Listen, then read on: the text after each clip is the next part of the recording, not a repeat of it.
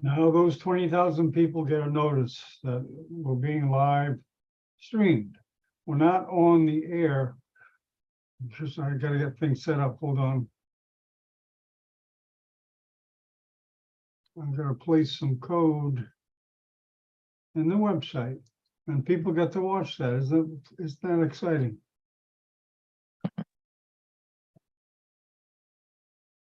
And then after I get it on the website on the front page, we can start. No, yes.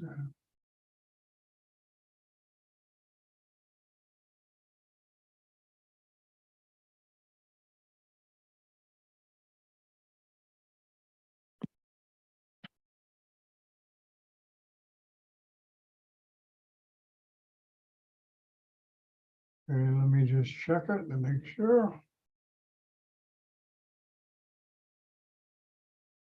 Yes, yes. Okay, we got it. Okay, we're gonna start 10, 9, 8, 7, 6, 5, 4, 3, 2, 1. Good morning from Miami Beach, home of Neurosurgical TV. The sunny background is real. At any rate, this is the Sri Lanka Neurosurgery Grand Rounds with Sarath Munasinghe, a neurosurgeon from Sri Lanka. He's done a bunch of these shows, and we're going to do another one, part 2, in a couple of weeks.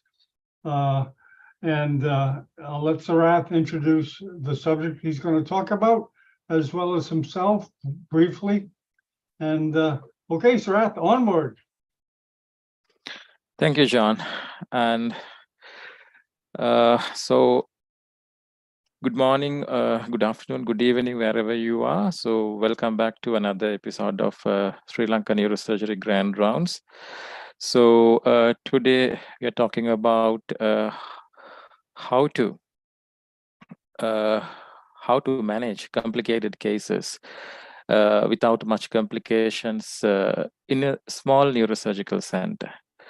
So there will be a series of webcasts, 3 or 4 during the next few weeks.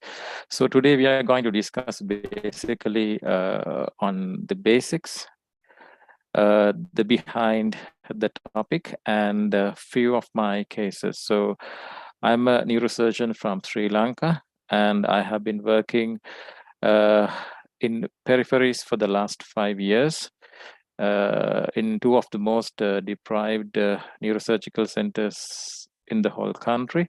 So with my experience, so I have learned lots of things. I have analyzed lots of things. So there are a few tips and tricks on the topic, which I'm going to share with you. So I'm sure that will be useful for people who are working, especially in third world countries where the resources are very poor, and especially young neurosurgeons as well, who are starting their career. So let's start. Let's share the screen.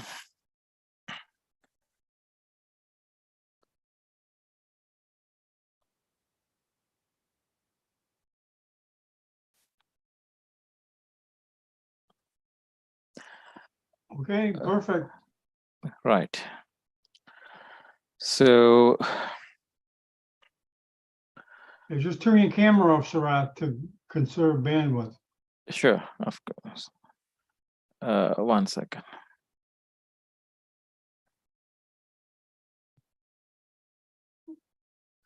If it's too hard, don't worry about it. Don't worry about it.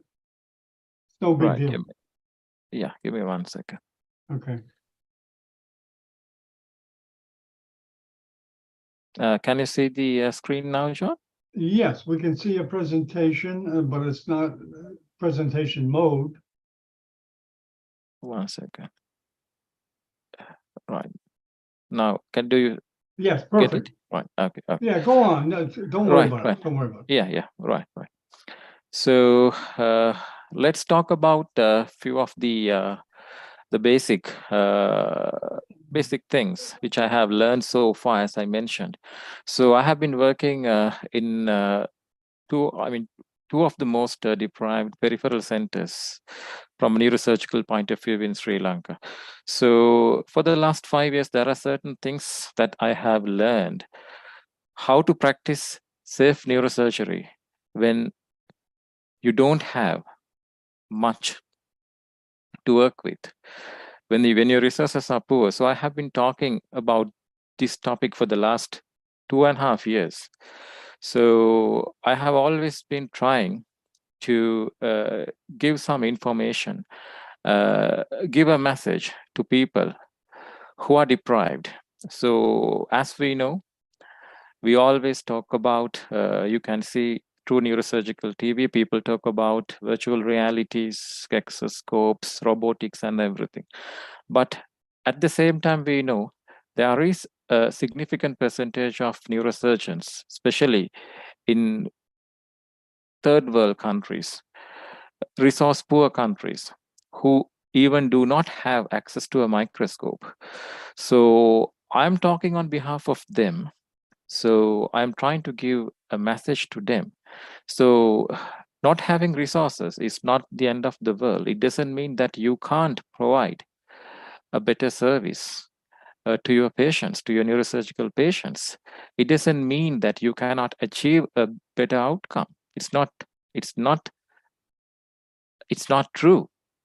Still, with what you have got, you can use them at the maximum to increase patients, to improve, and to increase the quality of the patient's outcome. So today I'm going to share with you the few things, few facts on how to improve patient's outcome, how to improve the quality of your service, and how to practice safe neurosurgery, and how to manage complicated cases with most uncomplicated way in small neurosurgical centers. So these are few things I want you to understand. So first of all, you have to identify the drawbacks at your center. So the center you are working, you need to identify what are the problems, what are the drawbacks. So if you don't identify them, then you cannot work out a solution for that, and you cannot identify the alternatives. That is the number one, first thing to do. Then identify the capacity. So you identify the infrastructure, your capacity as a surgeon, the ward capacity, theater capacity, etc. And third thing, set realistic goals. So you have to identify what can be achieved in real life, what cannot be achieved. So your goals should be realistic, as well as always try to plan them on a daily basis. Do not try to have a long-term plans or big plans. So plan them on a daily basis, short-term goals, and manage your time efficiently. I'm sure whatever the time you have, especially if you are the only neurosurgeon at your center like me, so you have very limited time. Your time is critical, especially the theater time, the clinic time, the ward rounds, patients follow-up, etc., etc. And the most important thing to remember is, whatever the circumstances, it should be patient-centered management. The management should be patient-centered, and it not should be resource-centered or should not be surgeon-centered. So as I said, the most important concepts are the patient safety and the patient outcome. So we all work towards patient's good outcome or patient safety. So as I said, always work for the patient's best outcome, and always try to provide the most simple procedure that gives you the best outcome under the circumstances. So I have specifically used the wording under the circumstances, because what you can provide depends on your circumstances. For an example, if you can give the patient the same outcome with a simple laminectomy, you don't need to fix the patient. You don't need to you don't need to go for instrumentation. You don't need a T-leaf. But depending on the circumstances, it should be an individualized decision.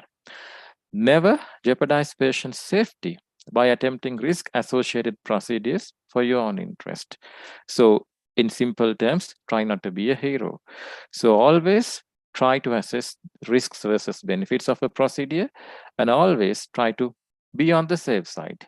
And you should not practice surgery on your patients. So you should practice neurosurgery on specimens, not your patients. So your patients are not guinea pigs for you to practice. So that we have to understand, especially when you're working under difficult circumstances.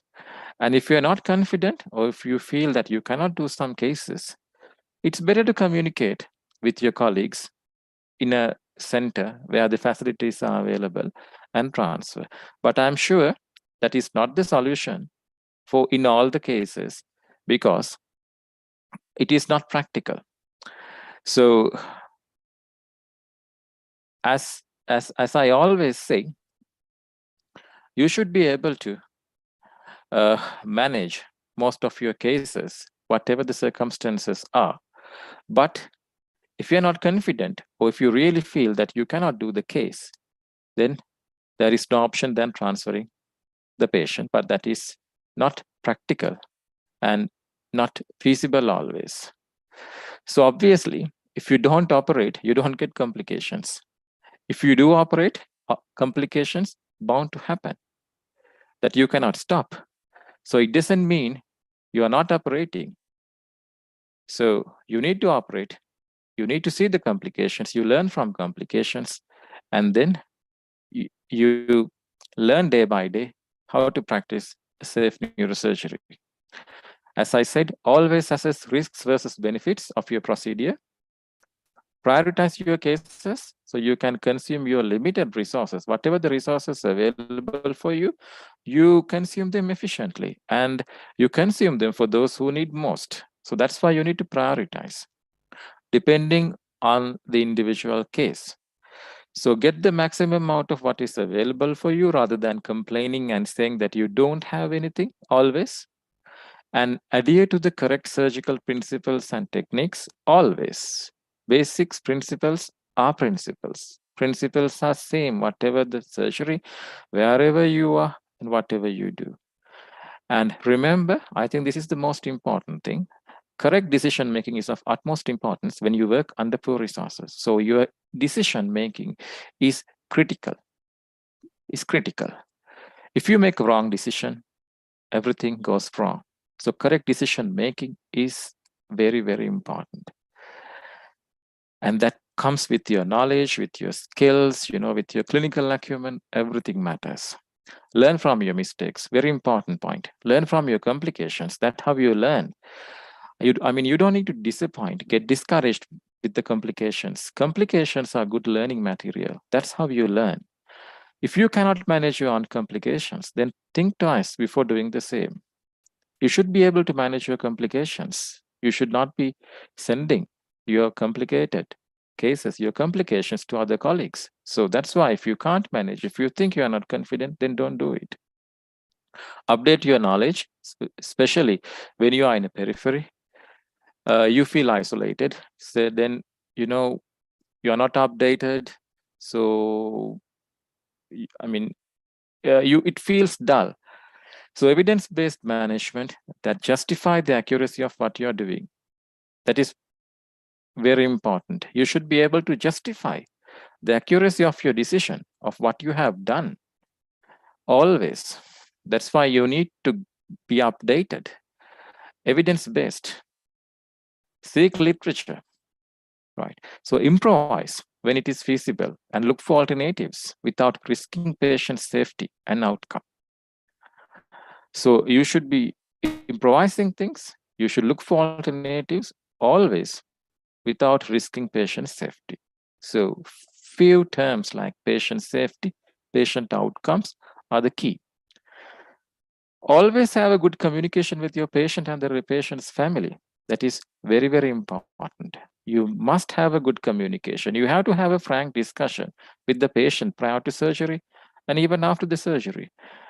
You have to be frank, especially when you are dealing with poor, under poor circumstances. You cannot get the upper hand. And you have to be very cooperative. You have to be communicating with the patient frankly, and you have to have a good rapport with patient's family. So always practice proper documentation to prevent legal implications. I'm sure in countries like my country and the other third world countries, the percentage of legal implications are not that great compared to the developed countries. But remember, the cases are rising. Cases are on the rising trend. So you have to be careful on your legal aspect as well. So the litigation. So you have to always have you have to practice a proper documentation. And do not try to react to criticism. That is the last advice I can give you. If you are doing the correct thing, you don't need to worry about criticism. So that will be always there, right? So let's talk about a few things regarding the infrastructure and the drawbacks that we get every day. So lack of space for patient admission, lack of theater facilities, lack of theater time. So I'm sure these things are beyond our control most of the time. So that is mainly up to the the administrators, the government, and the providers for us to provide, for them to provide us what is necessary. So what about the preoperative workup? Regarding preoperative workup, most of the times people like us, so there are issues with lack of imaging modalities like MRIs. Even if the MRI machine is there, it's not that easy to get an MRI done as quickly as we wish. And sometimes in my hospital, I have faced this problem quite frequently. Even for a CT, the contrast material is not available. And sometimes the imaging quality is not good. For example, CT angiogram, the quality is not good. So we cannot do 3D reconstruction. So it is really difficult to get a clear idea of an aneurysm, arteriovenous malformation, etc., etc. So what we can do, what is the solution? So we should have a sound knowledge on our anatomy. So we have to have a three-dimensional awareness of what we are doing. So that is very important, especially when you are working under these circumstances. And sometimes the preoperative optimization is not efficient to your liking. For example, preoperative chest physiotherapy, glycemic control, these things are not optimal, and sometimes the patients are not very compliant, like in developed countries, due to lack of knowledge, due to ignorance. So in these type of scenarios, we need to have a good communication with the physiotherapist, nursing staff, and we have to organize training sessions for them. So these are the things that we can do. And lack of ICU capacity. So this is a constant problem in most of the hospitals, most of the neurosurgical hospitals, neurosurgical centers in my country. So the cases are getting postponed every day. So we had to have a good communication with the anesthetists, but sometimes they are also helpless because they are providing what they have got. They cannot create things. So we had to warn the patients regarding the circumstances. So for example, if we talk about my situation, if I don't get an ICU, so I had to keep a few other patients fasting as backup cases. So if I keep them fasting as backup cases, there are 4 or 5 patients, I get the blame from the anesthetist for keeping, several patients fasting for the list. So if we do the case, then I get the blame from the patients for keeping them fasting and postponing their cases. It's like that. So that's how the life goes. And the intraoperative drawbacks, lack of ideal instruments, or sometimes no instruments. For example, micro instruments, very, very limited. And malfunction or non-function of instruments. Most of the time, I have experienced the CUSA machine is not working. Microscope is not working. The micro instruments, scissors are not sharp. They're not cutting. And like etc., etc. And lack of essential consumables, non-consumables. Nowadays, suture materials, most of the suture materials are not available. IV antibiotics are not available. EVDs are not available. There was a time that we didn't have EVDs and we had to use NG tubes, feeding tubes for that. VP shunts are not available. And tissue glue is not available for me for the last few months. Dural substitutes are not available. So these are the problems you are having. So nobody wants to talk about these things. And nobody wants to come out with these things. But this is the, you know, the situation. This is the bitter truth in most of the centers, even though people do not talk about these things. And anesthesia related issues are there. Lack of manpower.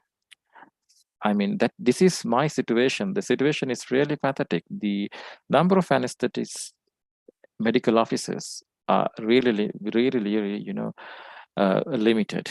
And so our lists getting, you know, postponed sometimes. So we have to stop our lists earlier than we used to. So in my center, we don't have a neuroanesthetists.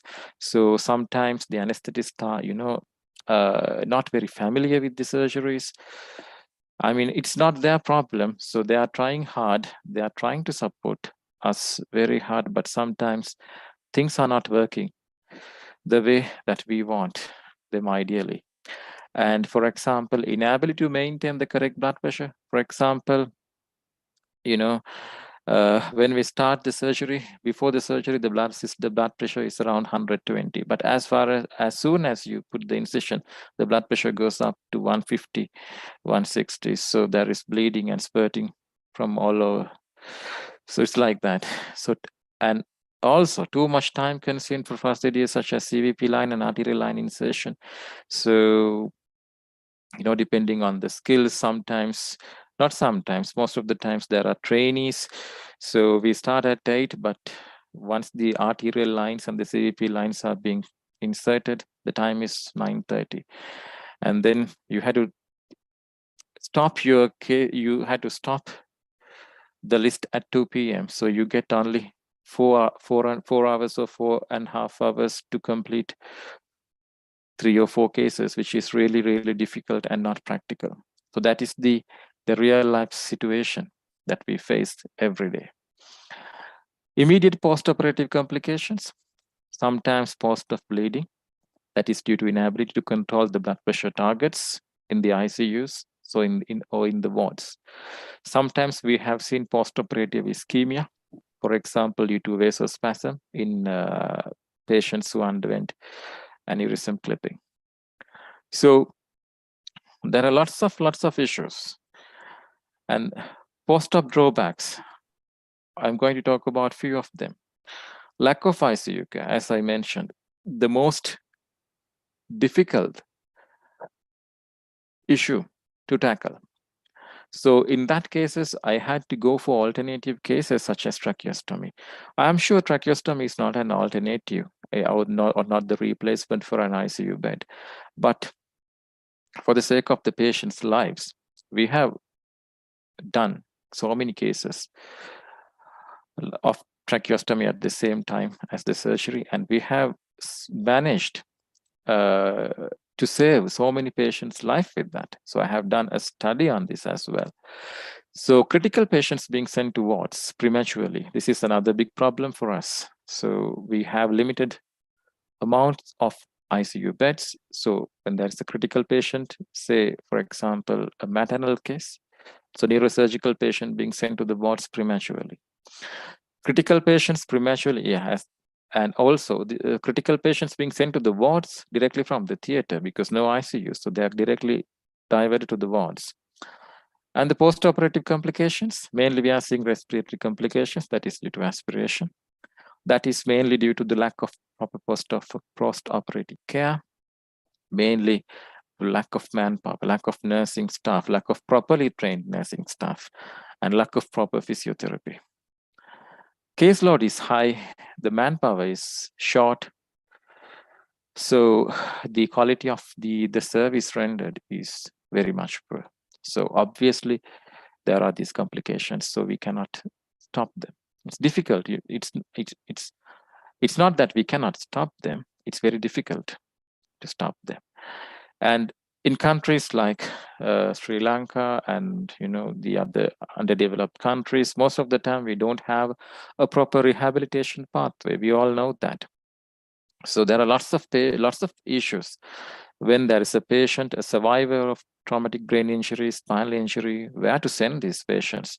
Because, for example, in my setup, I have only 6 male beds for the entire the province. So I cannot keep these patients for months and months.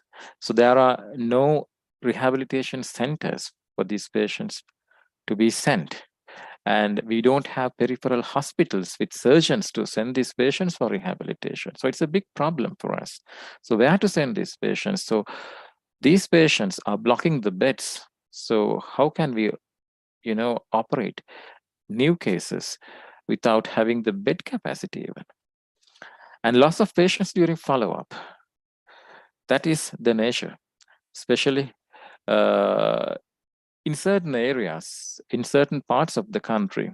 Most of the people, they don't trust Western medicine. They trust Ayurvedic treatment, the local treatment. So even they get cured by the Western medicine, say, for example, surgery, then they go and seek that treatment, Ayurvedic treatment or whatever the treatment. So that's the nature. So we lose these patients during follow-up. So it's very difficult to follow these patients up. Right. So I forgot to mention just one thing, right? So when we talk about complications, it's always better to have your surgery recorded. I'm sure most of the neurosurgeons do not have this recording function of your videos through the microscope, but at least try to have a head camera so you can record your videos. That is a good learning material for you, because if there is a complication, if you feel that you have done something wrong, you have done this step inaccurately, inefficiently, then always you can go back and you can watch it. Then you understand, you identify your mistake, your problem, then you can rectify it. That's actually a very good method, a very good learning point. I also learned as you go on and on. So you can see your deficiencies. So that's a very good point I have learned. I'm sure you may not be having, that facility through the microscope to get it recorded, but as I said, try to have a camera to your head, fixed to your head, and try to record it and watch it and learn from what you have done wrong. Right. So let's talk about a few cases and let's talk about a few facts through the cases. So what is the importance of preoperative imaging? So today we talk about meningiomas, and out of that also very simple cases, simple meningiomas, basically the convexity meningiomas. The next time we'll talk about complicated ones. So is the is an MRI essential for to go ahead with to proceed with the meningioma surgery? So most of you will say yes. I would say it's not essential, but if you have the facility, you must. I think it's better to have it. But if you don't have it, then you don't have it. So there is no option. So you have to go ahead without the MRI. If your center do not have an MRI machine, or sometimes you can get it done from an outside center, but I don't know the practicality of that, because it's not that easy, we know. But sometimes even with the I have operated even just with the contrast-CT most of the times, and even with the non-contrast-CT as well.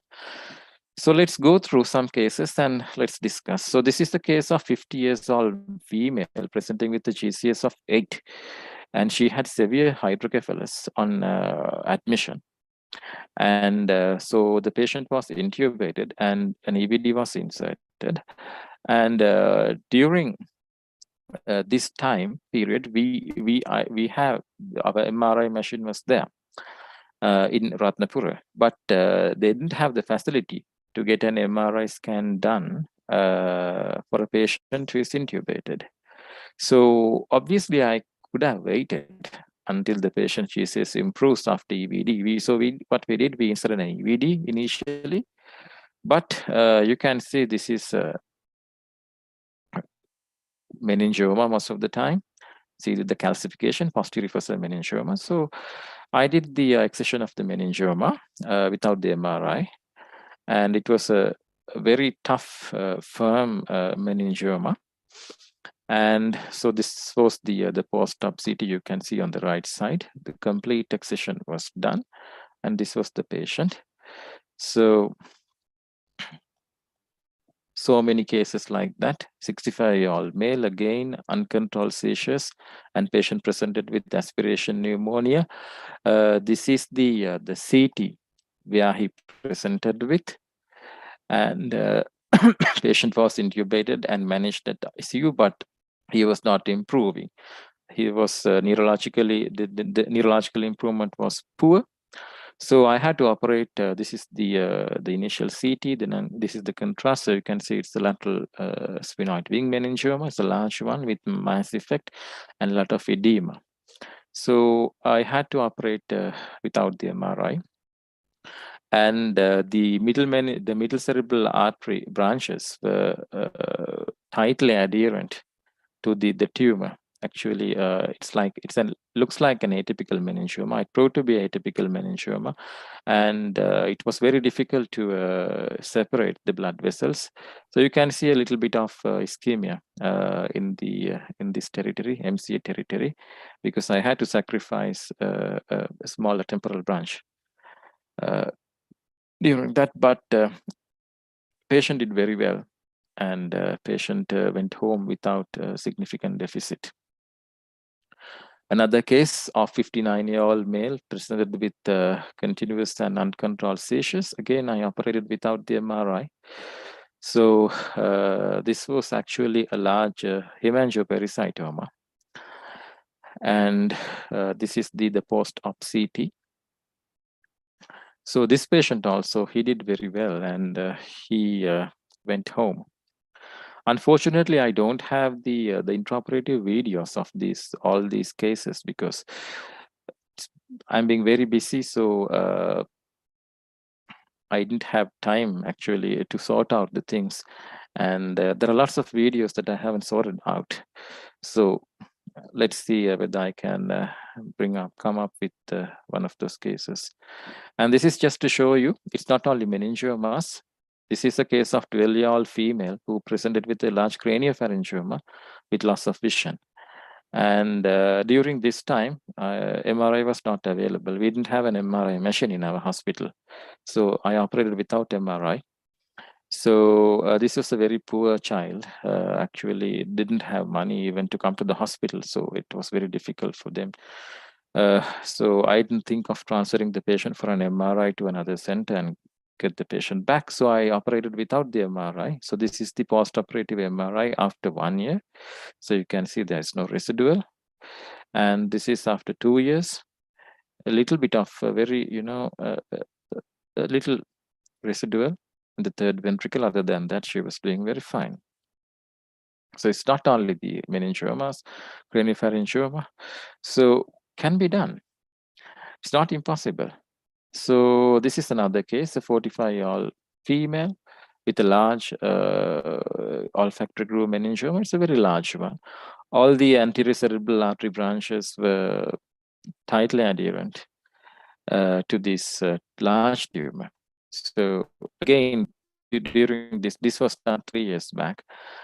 No MRI was available, so I had to do without the MRI. So this was the immediate post-op. Now this is after 2.5 years. She's doing very fine, so there is no residual. So just to show you a few cases, so I mean, you can operate without the MRI. You can operate, but you have to make sure that you are always on the safe side. So you have to have a good knowledge on your anatomy, three-dimensional awareness of what you are doing, and anticipate the difficulties. How to have the patience. Sometimes, you know, you don't have the ideal instrument for the correct step, so you have to be very careful, and you have to be very, very safe. You should be a safe surgeon, right? So let's see a few of the cases of convexity meningiomas. So this is a lady who presented with this large convexity meningioma. So large tumor. This was operated recently. This is the post-op CT. I usually put the bone flap back unless it is infiltrated. Sometimes I do not put the bone flap back if there is edema. So you can see a little bit of bleeding, but that was not very significant. The patient did very well. So this is after 3 months. Another case, 43 years of old patient, again presenting with weakness and headache and seizures. Again, a large meningioma on the right side. This is the MRI, large one. So this is the post-op, the CT.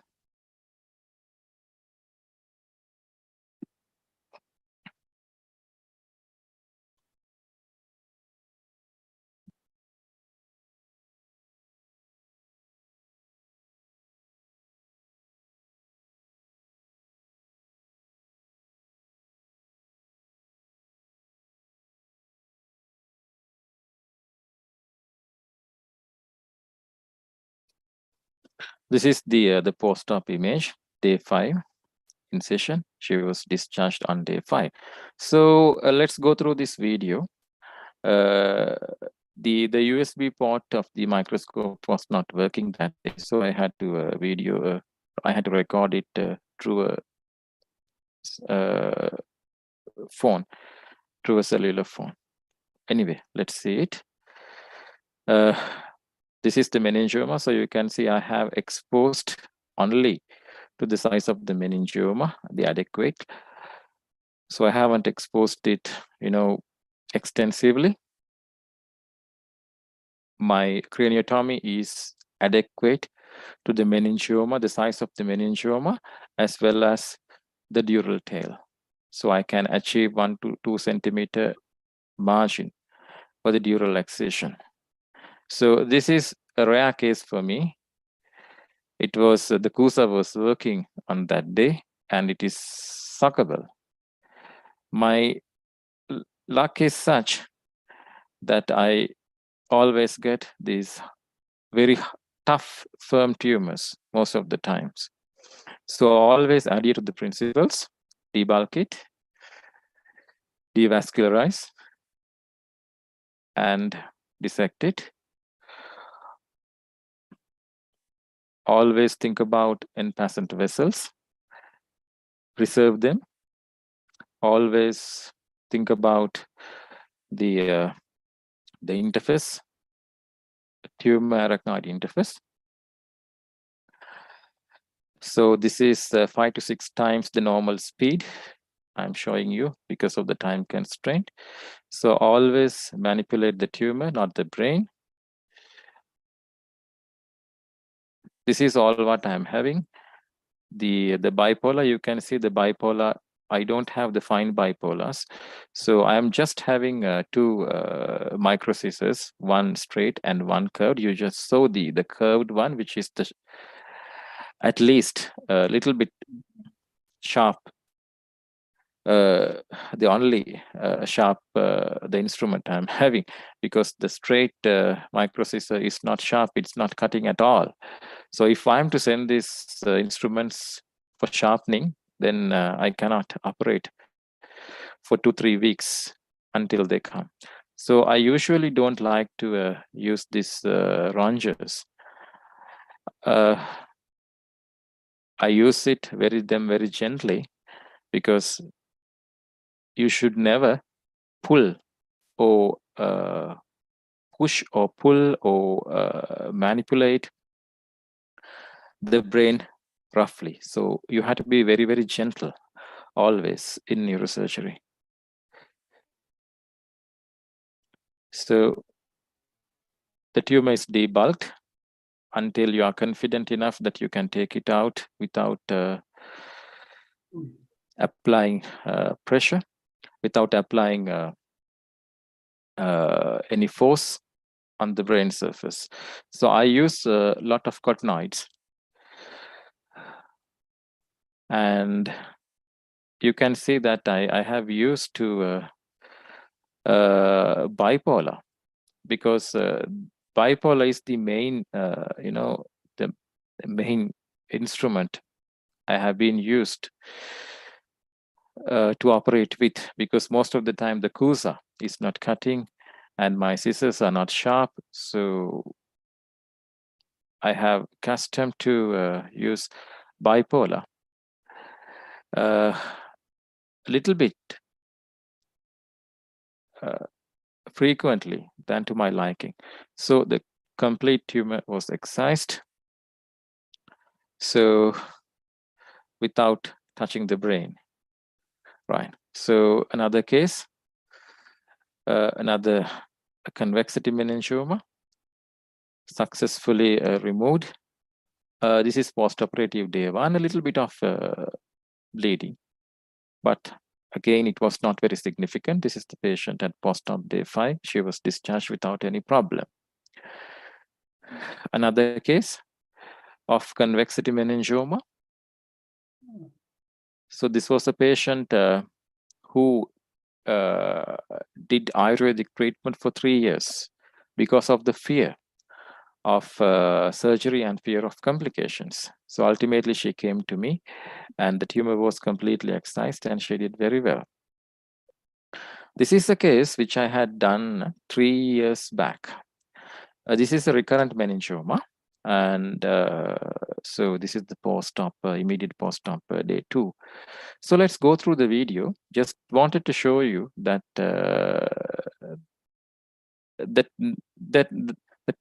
this case was done as soon as I came to my current station, teaching hospital Ratnapura. I was really disappointed at that time because I knew that I don't have much choices. I don't have these micro instruments. The CUSA is not working, everything. So I was a bit disappointed. So I wanted to, finish the surgery early. So I was trying to, do some, use some shortcuts, right? There was a little bit of pulling of the tumor than to my liking.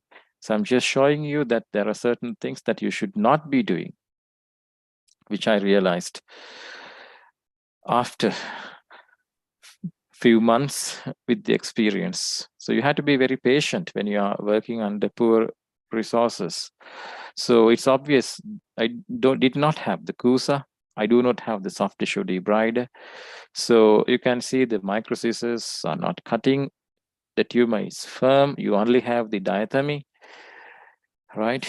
I mean, diathermy, bipolar diathermy is not very useful when the tumor is tough. And you cannot use the rongeurs as well. You can use the rongeurs, but I personally don't like to use rongeurs because sometimes it can exert undue pulling on the tumor and undue force, which can damage the surrounding tissue, especially the important blood vessels. So you can see the tumor is tough. So I'm trying with the fine scissors, the micro scissors. That's also not very successful.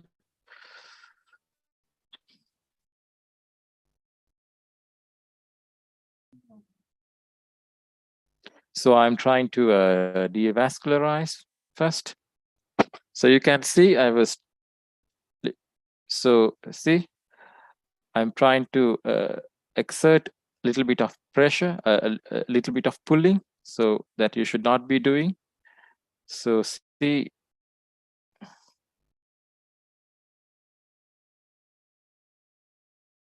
that is not to my liking. So I had to use these big scissors to take it out, just to show you this should not be done. This should not have been done. But the patient did very well, actually. So removing whatever the dural tail, patient did not have any complications. It didn't have any weakness, but that is too much pulling, undue pressure. So you learn from mistakes. So this is another case. This was done recently. 58 years old, atypical meningioma. You can see this is the tumor. So patient presented with right-sided weakness, and this is the post-op, the CT. There was a little bit of edema, and since it was an atypical one, I did not put the bone flap back. So let's see the video. You can see the tumor is tough. It's tough. It's very, very firm. So I tried to use the CUSA, not very successful. A soft tissue debrider would have been ideal for these type of cases, which we don't have. So I'm using the big scissors, you can see, because micro scissors are not very useful.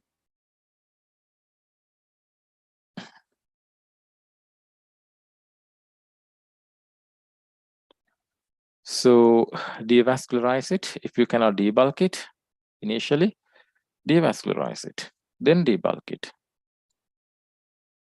We have seen devascularization as the initial step is also very useful in certain cases if it is feasible, but I'm sure it's not feasible all the time. So sometimes, most of the time, you have to debulk a little bit and then go for devascularization. But small tumors, moderately sized tumors, you can always devascularize first and then go for debulking. This was a vascular tumor. Let's fast forward it. This is again 6 times to 7 times the normal speed.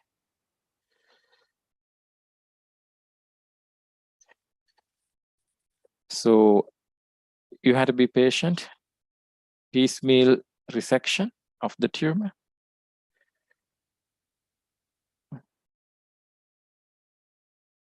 So you have no choice. if you have the bipolar as your main in your armamentarium, I mean, you have to be very, very patient, and it has to be piecemeal resection, little by little.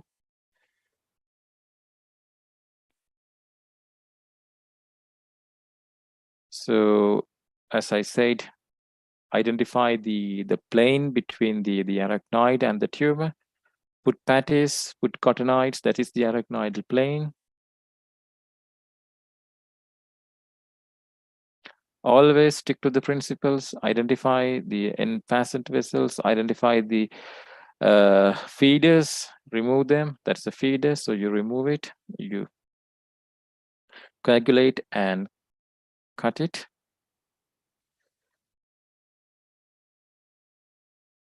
So likewise, without damaging the brain parenchyma, you take it out, right? Another case, 34 years old female presenting with blurred vision. So again, successfully removed. And these are few cases there where I operated. I removed the meningioma with a very small incision, with just a little bigger craniotomy than a burr hole. This is a meningioma, a small meningioma. The patient presented with seizures, but it was controlled with medication. So I tried my best to explain this patient and to convince that this patient does not need urgent surgery, so we can keep her under surveillance. But she was really, really anxious, so she was really worried about getting this the tumor bigger in future, and she wanted us to get it removed.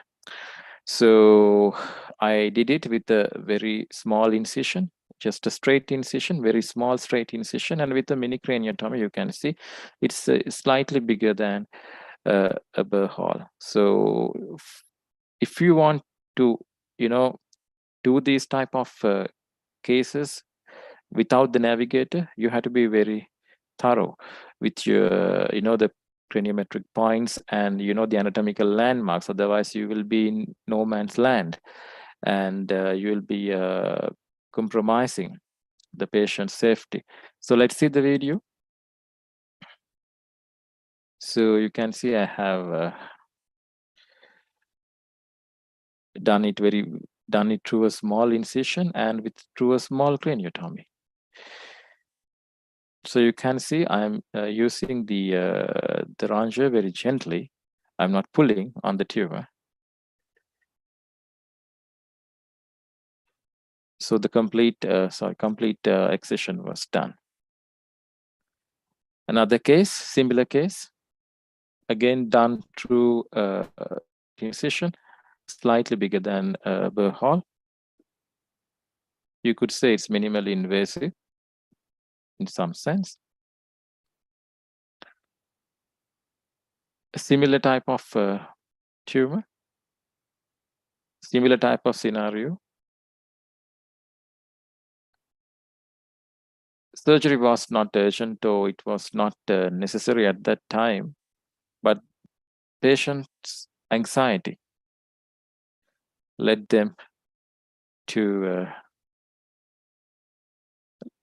us to the excision. I had to enlarge the bony removal a little bit to remove the dural attachments. Always try to achieve a grade 1 Simpson's grade 1 resection to avoid the recurrence. So similar type of scenario. Again, this patient, of course, had presented with seizures and weakness. So again, that was that tumor was removed with, you can see, a small mini craniotomy, and patient did very well. All these patients did very, very well, and without recurrence at 1 year. Some patients still on postoperative follow-up in their 3 months, 6 months follow-up. Again, a similar type of tumor. You can see it was removed through a mini craniotomy. Olfactory groove meningioma, done through a supraorbital incision. I admit the scar is a little bit ugly and a little bit lengthy than to my liking. This was done 3-4 years back. So I'm going to show you a few cases where all these patients, they did not want surgery because of fear of surgery, fear of complications, but ultimately underwent surgery after so much explanation and so much reassurance. So this is the parasagittal meningioma infiltrating the superior sagittal sinus. You can see a tricky tumor. A young patient, 34 years old, mother of 4 children, who was very reluctant to undergo surgery and had this tumor for 3 years, having this tumor, didn't want to go ahead with the surgery, and I operated on her after so much reassurance. In these type of cases, you have to be very careful. You have to have a frank discussion with the patient. Otherwise, it will be very difficult after the surgery for you to answer their questions and manage complications if there is a complication. So you have to have a lengthy discussion with these type of patients and the family. So this is the post-op. I did not put the bone flap back because I've noticed some edema. So this is the incision. So it's not a big deal. You can do the cranioplasty after a few months. So this is after the cranioplasty. No problem at all. Another patient, another female, young female, did not want to have surgery because of fear of complications, and did Ayurvedic treatment for 3 years without any result. So she also underwent operation. It was a tentorial meningioma, attached to tentorium. So successfully removed. This is her. She was very happy. Another case, frontal meningioma. So most of the times I like to use the straight incision because it's easy, quick, depending on the case. So you can use this incision in some patients when you want to when you wish to quickly do the case, especially in patients with severe comorbidities. So this patient was having comorbidities. So in these type of cases, I like to use the straight incision rather than going for a flap. But whatever you do, whatever you practice, it should not compromise your patient's safety and the outcome. Another case, another meningioma, removed successfully.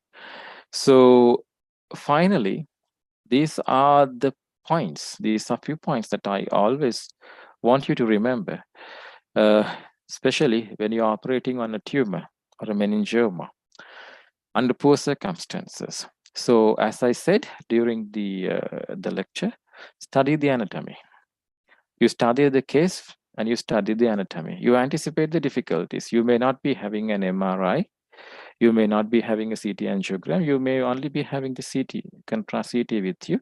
So always try to have a 3D, three-dimensional image in your mind before the surgery. So what are the anticipated difficulties? What are the anticipated, the vital structures you need to think about?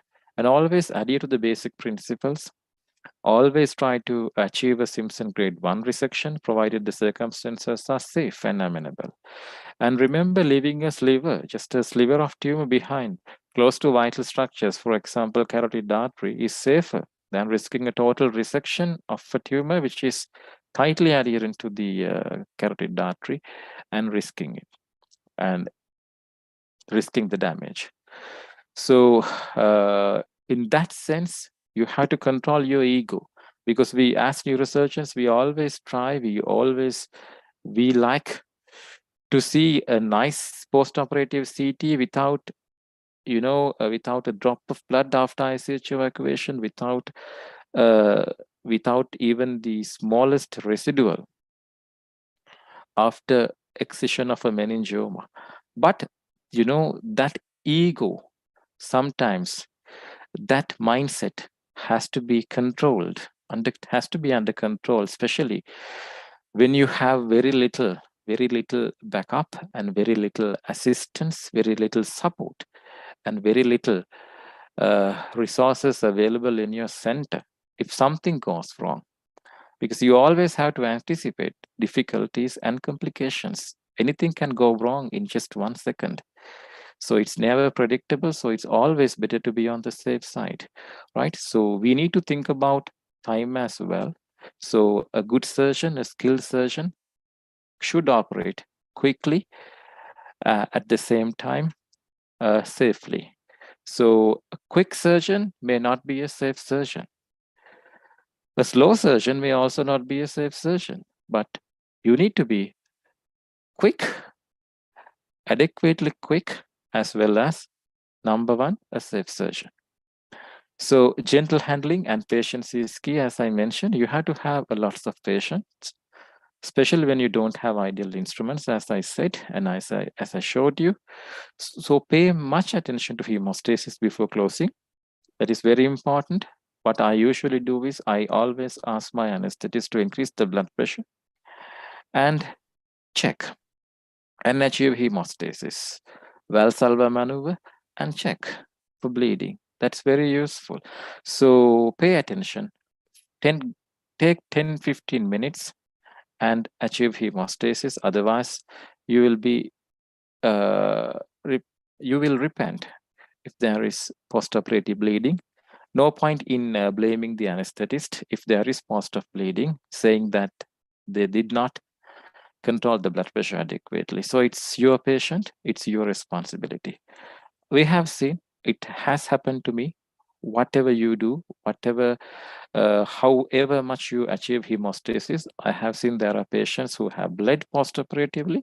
Few cases, yeah, that's how the things are, and that's how the life goes. That's the life of a neurosurgeon. So communicate properly with anesthetic team regarding the post-op targets. Very important. Be on constant communication.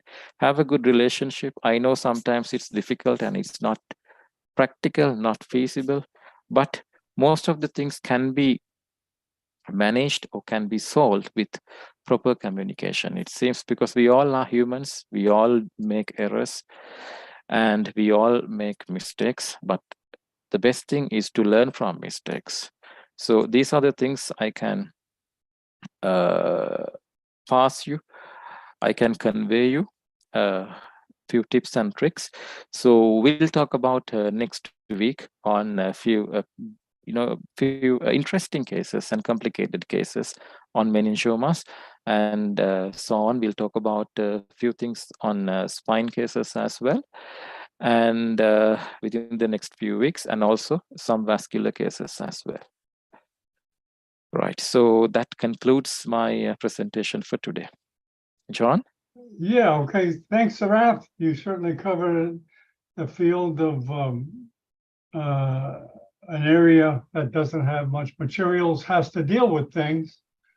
And it'd be interested to hear what Ahmad says, since he's in Afghanistan and probably is going through the same type of issues that you are. Hello, Ahmad. Hello. Thank you, Professor Surat Muna Singh. Thank you. Excellent presentation, and that's you are better than us, and we are purer, and also we have sanction in our country, and you are done well. Congratulations, but we are in the same way and the same situation, but we are a bit lower than you. And if you like, we and you and other developing countries try to find a solution for our shortcoming, and also for instruments and neuroanesthesia, neurorehabilitation, neuro ICU. We have the same problem. You talk from my heart. Thank you very much. Thank you, Professor. Thanks, Ahmed. Thanks, Ahmed. You're welcome. Sarath, I'm not a neurosurgeon, but I do know that there is a lot going on online as far as therapy, doing virtual therapy with patients. I don't know. I have no idea about the neurotherapy. You think it would be amenable for the patient to do online exercises or online things, or you have to be there? I think the patient has to be physically there. In most of the time, these type of these patients, I mean, they are little bit ignorant, depending on the area where they are from, especially the peripheries. They don't have the facilities to internet, their knowledge is poor, so they're a bit ignorant. So it's very difficult. That's why I said, even during the follow-up, we lose most of these patients during follow-up, because they go for other type of treatments like Ayurvedic treatment, the local treatments. We lose these patients for follow-up, so we cannot send them to even for the rehabilitation and the physiotherapy. So that's a big problem for us in certain areas. Oh, okay. Okay, depending on the injury is the length of rehabilitation, of course. Okay, Bakr Bahani, how are you doing today? Is there anybody else there that'd like to chime in? with the topic? Thank you very much, John. Welcome. Thank you.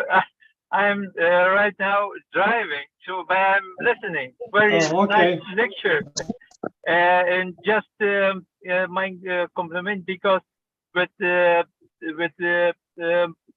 instruments he has done very good job and nice operation. As you know, every neurosurgeon has to have the anatomy in mind. And sometimes there is electricity problem, sometimes there is problem with your navigation. So it should not mean that you stop the operation. You have to do that, get the job done. So very nice lecture. Well done. Thank you. Thank you, Dr. Burhani. Thank you. Dr. Bahani, where are you from? Where are you Professor from? John, Oh, go ahead. Go ahead, Ahmad.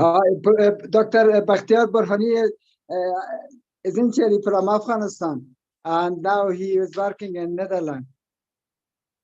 Oh, Dr. Bahani, is that, he's talking about you? Dr. Bahani? Where are you from? Yes.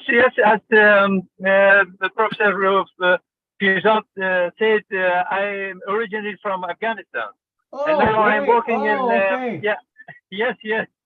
And now in the Netherlands as a neurosurgeon here. Okay, excellent. We're gonna have an Afghanistan grand round someday when Ahmad gets to it, when the time is right. Sure, But, anyway, thanks you for coming. Thank you. very much.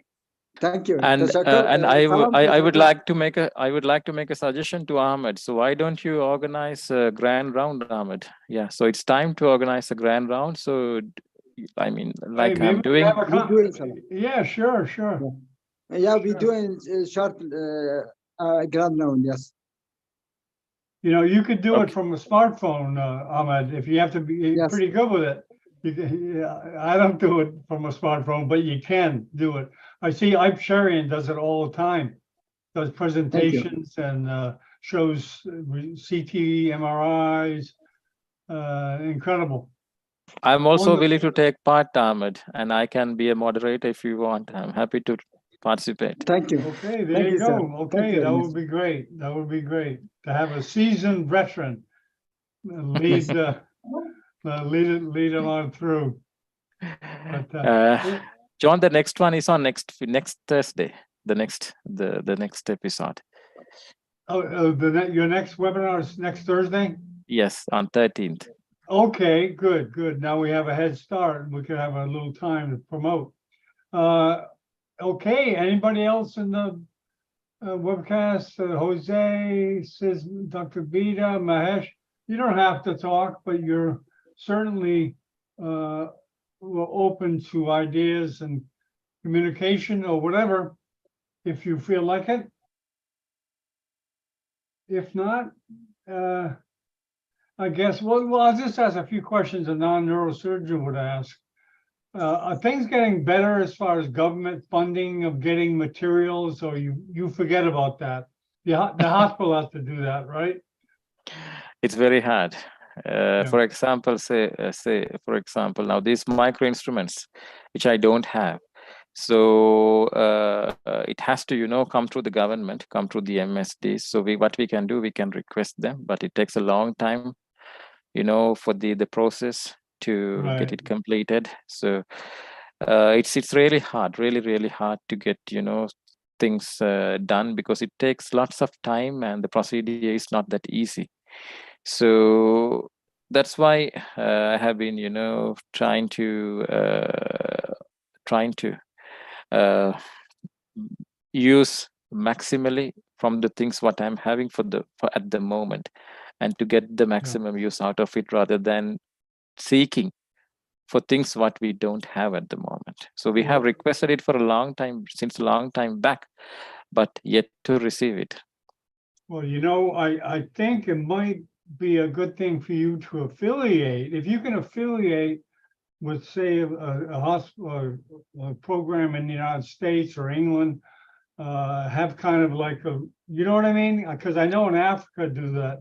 Tanzania, they have a relationship with Cornell in New York, and they have webcasts back and forth.